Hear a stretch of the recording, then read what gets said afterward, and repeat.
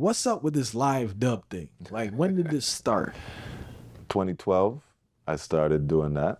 And it started by me watching a YouTube video by Ras Kiva, Kiva. Look him up. He's my initial teacher in dub music. I saw him using a very simple MIDI controller because I'm a producer who never had the big board and a huge studio. My early albums, most of the albums on I-Grade Records were recorded anywhere, in a bedroom, in an abandoned house, in a studio sometimes, makeshift. So I never had a big analog board. I never had outboard gear. Dubbing, live dubbing, was never something that I could do until I saw this video of a man using a simple, $200 MIDI controller and Ableton, the music program Ableton, to dub. And in the video, he explains how he does it, and he uses his buttons to turn on sends to activate different effects.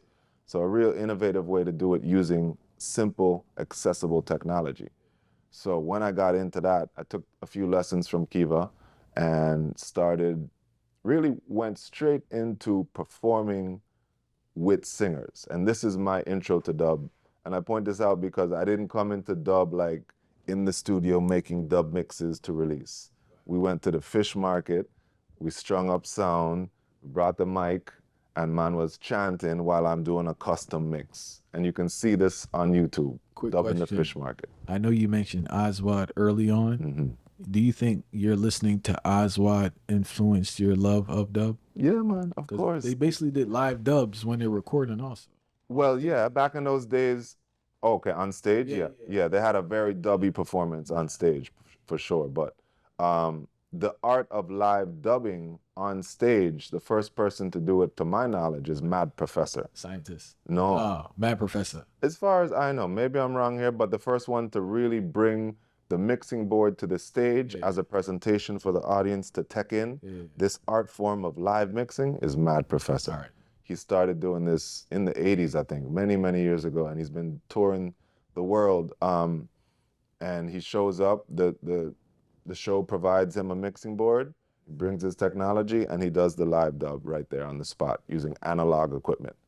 I use the MIDI mapped equipment. This is MIDI controllers, so it's a different technology, but same concept. All right, and I see your layout fire. Sometimes you got 20 different pieces of equipment up there. So when did you start adding on all these different pieces of equipment, and what are they for those under? Right.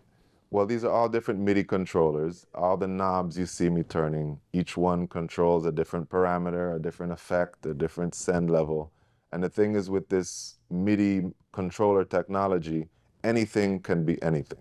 Whatever knob I'm turning, what it's doing depends on what I mapped it to. The company didn't tell me what this knob was going to do. It's a blank slate, modify it yourself, and I map it out to what I want to do. And each different MIDI controller is like a piece of a matrix. That's why I call my setup the dub matrix. And it's got about 6 different components, and it all feeds into the computer. And it's a mixing board. It's a virtual mixing board. And each live performance will have a different mix because you just vibe at the time. So that's that's the beauty of live dub. Every mix has never been heard before. Every mix is fully in the now, fully in the moment. It's like jazz. It's like freestyle. Like Vaughn in the studio, no preset plan, just whatever the moment brings you. And sometimes it's beautiful, amazing stuff. Sometimes it's one bag of mistakes and delays ringing out too long, but it's dub. Dub is not really bound by other rules in music as far as, oh, you made a mistake, or that's not supposed to be like that, or that's too loud. None of that applies.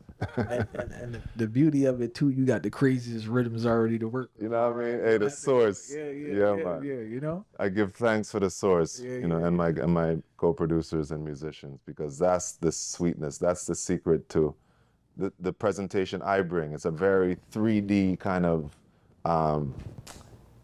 high def roots sound. So fire, when you burn a spliff and go up there, you're on a hike still, right? Yeah, man. I'm telling you. What you mean, man? All right. Do you are there? I know you did King's Bell, like the whole album. With Andrew Basie, Yeah. Are there any other albums you plan on releasing a dub version for? Oh yeah, man. All of them.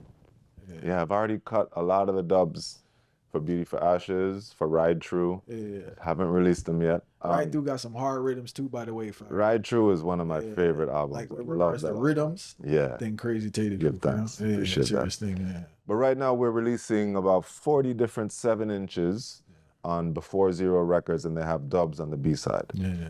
There's lyrics on the package as well. So. All right. Yeah, man.